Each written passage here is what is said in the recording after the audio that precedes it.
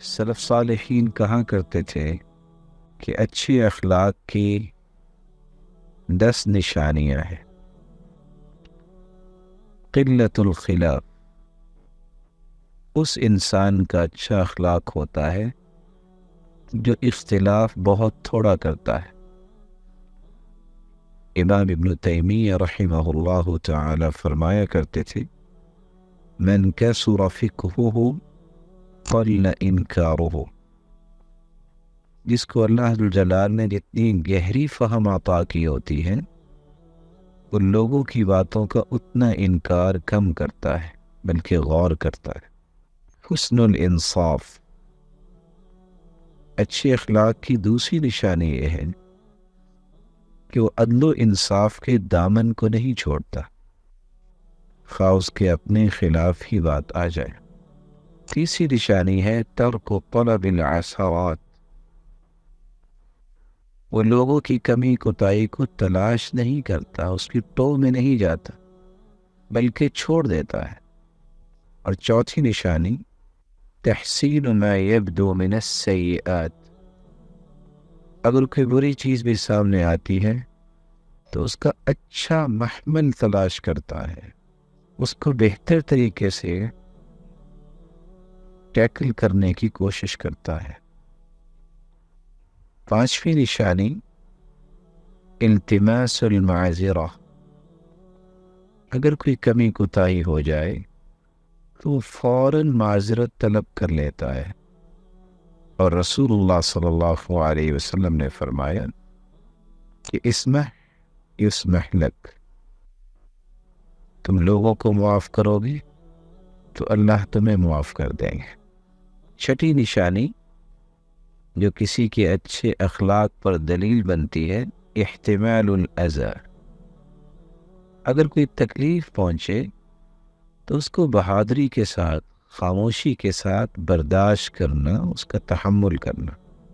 ساتویں نشانی الرجوع بالملامة على النفس، لوگوں کو ملامت کرنے کی بجائے اپنی ہی تقصیر، اپنی ہی کمی پر اپنے آپ کو ملامت کرنے کے لیے وہ تیار ہوتا ہے۔ اچھے اخلاق کی آٹھویں نشانی التفرد بمعرفت عیوب نفسه دون غیرہ، لوگ جو کسی عیب کو تلاش کر کے پیش کریں گے، انسان خود ہی اپنے عیبوں پر غور کرتا رہے اور اس کی اصلاح میں لگا رہے۔ جیسا کہ ابن العون سے کسی نے پوچھا کہ آپ لوگوں کے عیبوں کو ٹٹولتے کیوں نہیں ہیں؟ تو انہوں نے جواب دیا کہ میرے سارے عیب درست ہو گئے ہیں کہ میں اپنی فکر چھوڑ کے لوگوں کی طرف چلا جاؤں۔ اچھے اخلاق کی نویں نشانی یہ ہے طلاقۃ الوجہ للصغیر والکبیر، کوئی عمر میں اپنے سے بڑا چھوٹا ہے، منصب میں بڑا چھوٹا ہے، علم میں بڑا چھوٹا ہے، ہر ایک کے ساتھ کشادہ چہرے سے ملنا، یہ اچھے اخلاق کی نشانی ہے۔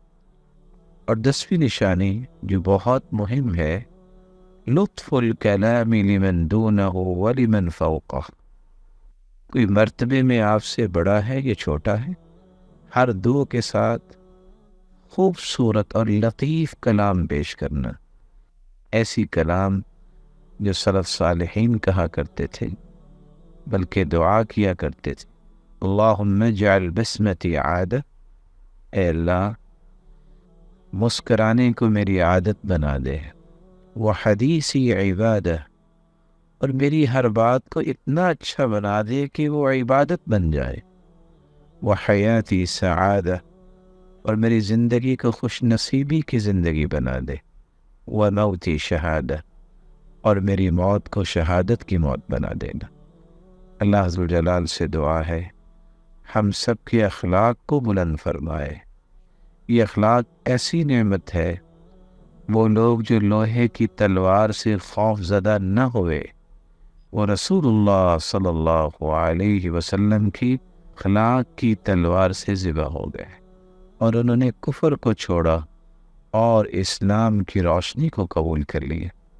مالک الملک ہم سب کو ایسے ہی اخلاق اپنانے کی توفیق عطا فرمائے۔